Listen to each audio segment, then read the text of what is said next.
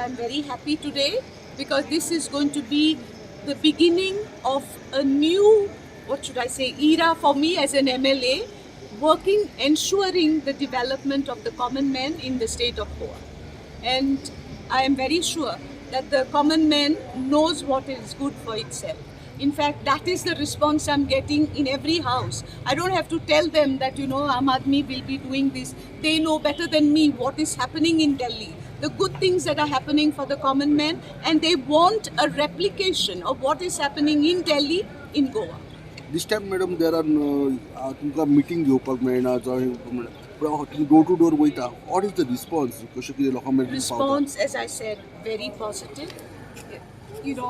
Of course, finally, I believe in God, and I definitely believe that God will do the right thing for Goa. I think this is our last chance to ensure that good things happen to Goa.